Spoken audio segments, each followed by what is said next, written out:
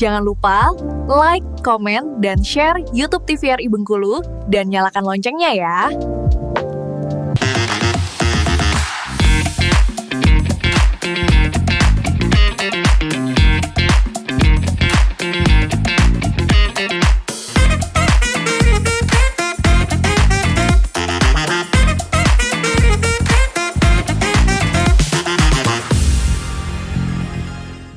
Obrolan pas di sini kita kembali lagi nih pemirsa Opini. Nah, untuk Anda yang belum subscribe jangan lupa subscribe sekarang juga YouTube channel TVRI Bengkulu biar bisa tahu dan juga bisa nonton Opini ini di mana saja dan pastinya kapan saja. Kita lanjut ngobrol bersama dengan Mas Agus Krisna Ardiana, seorang fisioterapis. Nah, sebelum panjang lebar nih Mas Agus, ada yang lupa tadi saya tanyakan di awal. Untuk Mas Agus sendiri, sudah buka praktek sendiri di Bengkulu? Oh, sudah. Oke, di mana itu Mas? Boleh kasih tahu ke pemirsa Opini. Siapa tuh kan yang nonton ini, wah ini di mana ya prakteknya gitu. Kalau kita buka praktek di situ, di Jalan Tribrata, nomor 2, di Ruko Hotel Latansa. Jadi lokasinya di Simpang 4 Polda. Nanti belok ke arah Lingkar Barat, nanti ada Hotel Latansa, kita ada di rukonya di situ. Oh, oke, gampang carinya. Kalau pemirsa Opini yang biasa lewat di seputaran Simpang Polda Bengkulu, pas di belakang minimarket Mas ya, gampang carinya kok. Di bisa Ruko langsung Latansa. Ruko Hotel Latansa. Tinggal browsing aja di Google Maps pasti langsung ketemu. Oke. Nah, kita lanjut nih Mas Agus untuk penanganan anak-anak tadi. Nah, ternyata kan banyak sekali bagian-bagiannya ya untuk anak-anak yang sehat. Dan ternyata saya juga baru tahu ternyata untuk anak-anak yang batuk flu yang bisa kita bilang sakit sehari-hari itu juga bisa di fisioterapi Mas. Bisa. Nah, kalau untuk batuk flu ini apa yang di fisioterapi kan Mas? Jadi kalau bidang fisioterapi ini sebenarnya kan untuk batuk pilek dia dengan alat bantu namanya nebulizer. Nah, dengan bantuan nebulizer itu kita berikan obat sesuai dengan anjuran dari dokter. Biasanya kan kita ada resep dari dokter, kita menggunakan resep tadi.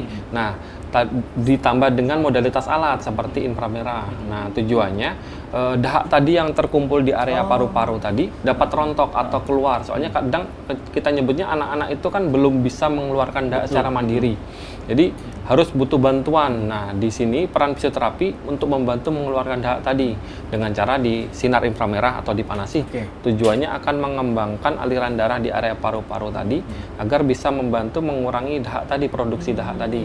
Nah, yang berikutnya ada juga teknik cupping ya kita nyebutnya ya. Jadi manual terapi dengan ditepuk-tepuk tujuannya untuk merontokkan dahak yang menempel di dinding-dinding paru-paru. Nah, nanti dahak tadi bisa langsung keluar secara spontan, bisa dengan batuk ataupun lewat dari ingus. Nah, kadang ada juga dahak tadi ketelan dari anaknya tadi, bisa nanti besoknya atau malamnya keluar lewat feses. Kadang fesesnya bisa berlendir atau berbuih. Nah, terus ada juga kadang ditelan dia akan keluar juga lewat keringat, tergantung dari proses metabolisme anak tadi. Gitu. Jadi nah, kalau untuk usianya nih Mas, mulai dari usia berapa nih anak-anak bisa untuk difisioterapikan, anak-anak yang dalam kategori sehat gitu? Betul. Jadi kalau anak sehat tadi dalam kasus yang batuk pilek tadi, nah biasanya kita nyebutnya newborn atau sekitar 2-3 bulan baru lahir itu kebanyakan kan anak ada yang batuk pilek juga. Itu bisa juga dengan fisioterapi. Tapi kadang kalau yang dengan kasus newborn tadi, biasanya kita rujuk dulu ke dokter spesialis anak. Dosis obat apa yang boleh diberikan. Tetap mengikuti anjuran resep dari dokter tadi. Betul. Jadi kalau untuk masalah obat tetap kita konsultasikan dulu ke dokter anak, soalnya dosis dari obat tadi menentukan dari dokter sendiri kayak gitu. Jadi kalau kita hanya tinggal tata laksana untuk dosis obat tadi, sisanya kita tindakan manual fisioterapi tadi yang kita berikan seperti itu. Gitu nih pemirsa Opini. Nah, jadi untuk para orang tua nih yang anaknya newborn sekalipun, kalau batuk pilek kan otomatis yang namanya bayi, jangan kan bayi, mungkin usia-usia batita saja mereka untuk mengeluarkan dahak mereka otomatis kesulitan. Belum bisa seperti orang-orang dewasa. Nah, tidak ada salahnya juga bisa langsung ke fisioterapi karena akan dibantu untuk proses pengeluaran dahaknya melalui tahap-tahap terapi yang ada di fisioterapi. Nah, kita lanjut kembali nih, Mas Agus. Kalau Mas Agus ini kan sudah berapa tahun kalau terhitung Mas dari awal mula buka praktek nih?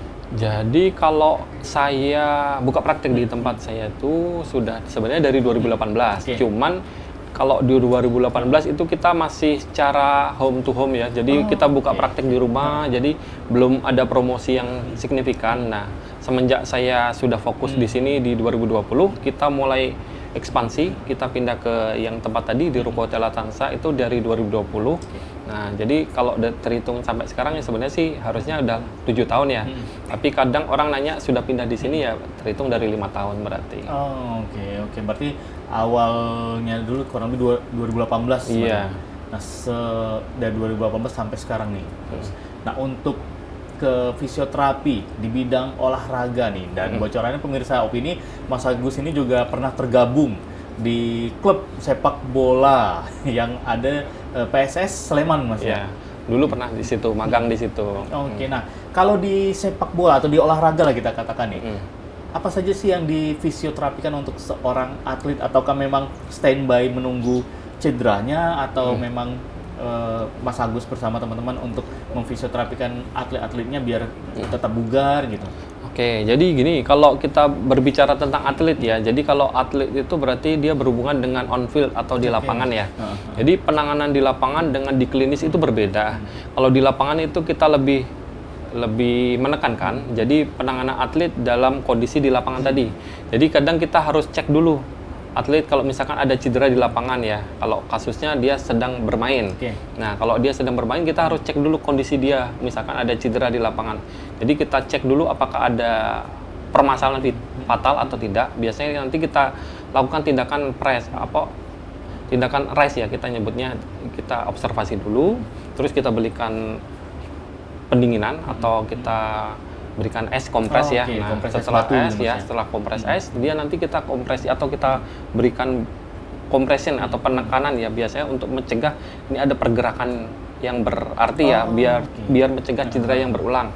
Nah, ataupun kadang kita berikan elevasi atau posisikan lebih tinggi ya, tujuannya untuk mengalirkan darah tadi. Tapi semuanya itu kita lakukan kalau kondisi memang harus dibutuhkan di lapangan, biasanya kita tarik keluar dulu. Nah, sedangkan untuk atlet yang sedang tidak bertanding, biasanya itu kita berikan treatment dulu, dalam arti kita cek dulu kondisi atletnya ya.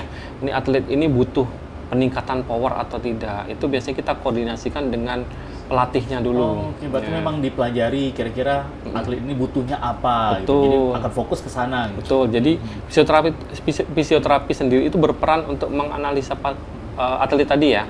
Jadi atlet ini butuhnya apa kayak gitu kan. Misalkan contoh kayak striker, ternyata dia butuh kekuatan atau daya ledak yang harus lebih tinggi. Tendangannya biar langsung gitu. Betul, untuk lari atau tendangan. Nah, biasanya kita konsultasikan dulu dengan pelatihnya, tujuannya biar ada porsi latihan tambahan untuk si atlet tadi. Jadi tidak menangani waktu cedera aja. Jadi kita memberikan masukan ke pelatih tadi ya, tujuannya untuk memberikan porsi latihan tambahan untuk si atlet. Nah, berikutnya kita juga mengawasi proses latihannya agar tidak ada cedera waktu proses latihan tadi. Oke gitu. Nah, berarti sekarang kalau juga pemirsa opini ini mungkin seorang atlet ingin fisioterapi, ingin seperti atlet basket, lompatan saya kurang nih sepertinya, atau lari saya kurang kencang misalnya, atlet olahraga sepak bola misalnya ingin lebih cepat lagi, gimana sih caranya, juga bisa langsung ke fisioterapi gitu. Nah, kalau untuk step-stepnya nih, kita kasih bocoran nih Mas Agus.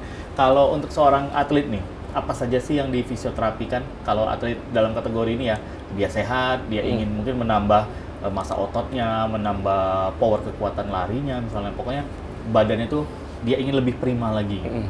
Jadi kadang gini, untuk fisioterapi itu kan berperannya sebenarnya nggak harus untuk pencegahan cedera aja ya. Jadi untuk menjaga kebugaran juga kan itu penting. Nah, fisioterapi dia bisa berperan di mana dia harus menentukan porsi latihan, di mana satu harus menentukan kebutuhan dari atlet sendiri. Misalkan tadi pengen meningkatkan daya ledak atau aktivitasnya harus lebih kuat lagi. Jadi kita kuatkan area mana yang bermasalah. Soalnya kalau atlet, misalkan contoh pemain basket, dia kan banyak lompat. Betul. Jadi resiko tinggi di lutut itu banyak ya.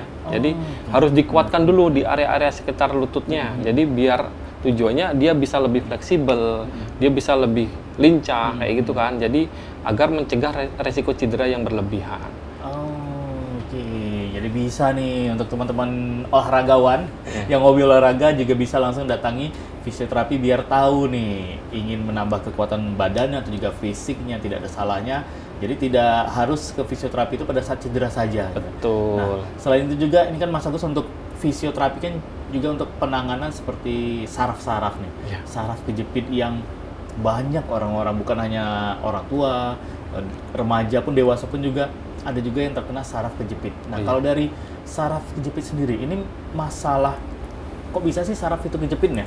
Itu Mas Agus. Oke, jadi sebenarnya gini, kalau kita berbicara mengenai masalah saraf kejepit tuh harus kita kembalikan lagi ke bentuk postural seseorang. Jadi rata-rata orang yang permasalahan saraf kejepit itu kan dia ada permasalahan di posturnya, entah di tulangnya, entah di muscle imbalance atau menyebutnya ototnya tidak seimbang. Nah, itu biasanya kalau ditumbuk jangka panjang dia akan perubahan postur atau berubah posturnya, akan mengakibatkan saraf kejepit. Soalnya rata-rata saraf kejepit itu tidak dalam satu hari dia akan muncul. Jadi rata-rata saraf kejepit itu dialami oleh orang-orang yang kebiasaan kerjanya yang konstan, akhirnya dia terbentuklah pola tertentu yang menyebabkan posturnya berubah. Nah, ada juga tapi di kasus yang lain misalkan ada benturan atau ada salah posisi gerakan tertentu bisa menyebabkan saraf kejepit juga bisa, tapi memang paling banyak dari postur tadi yang bermasalah. Kayak gitu. Kalau untuk saraf kejepit sendiri itu memang selalu di tulang belakang Mas ya? Atau di bagian-bagian lain biasanya juga pernah ada seperti misal di lutut atau di lengan, di bahu gitu. Oke, jadi sebenarnya kalau kita ngomong saraf kejepit itu semua sendi itu bisa. Misalkan contohnya yang paling banyak itu di area tulang belakang. Nah, ada juga yang terjepit di area pergelangan tangan bisa, ataupun di area pinggul atau pantat itu juga bisa. Jadi penyebab saraf kejepit itu kan paling tinggi memang tulangnya atau ada pergeseran tulang. Nah, tapi ada juga gara-gara ototnya terlalu tegang itu bisa menjepit saraf yang di bawahnya. Kayak gitu. Jadi tergantung dari aktivitasnya. Oke, jadi juga bisa mengecekkan kalau misalnya kita merasa ragu berarti Mas. Betul. Wah, ini kok kenapa ya kaki saya sering sakit-sakit gitu, Betul. apakah saraf kejepit atau tidak. Jadi jangan sampai dibawa ke tukang urut. Nah, karena kan kita tidak tahu Mas ya. Sebaiknya kalau untuk cedera itu langsung juga fisioterapi juga nih. Betul. Sebenarnya sih kalau kita ngomong gini, untuk permasalahan saraf lebih tepatnya sebenarnya konsul dulu dengan dokter spesialis saraf ya. Tujuannya untuk memastikan ini sarafnya bermasalah atau tidak, yang jelas di situ. Yang kedua bisa dilakukan untuk pengecekan objektivitas dengan cara di ronsen ataupun harus CT scan ya. Jadi itu pengecekan dahulu secara objektif. Jadi untuk memastikan benar tidak sarafnya bermasalah. Oke, nah selanjutnya lagi pemirsa Opini, Mas Agus akan menceritakan seputar dunia fisioterapi lebih lanjut. Jangan kemana-mana, tetap di obrolan pas di sini.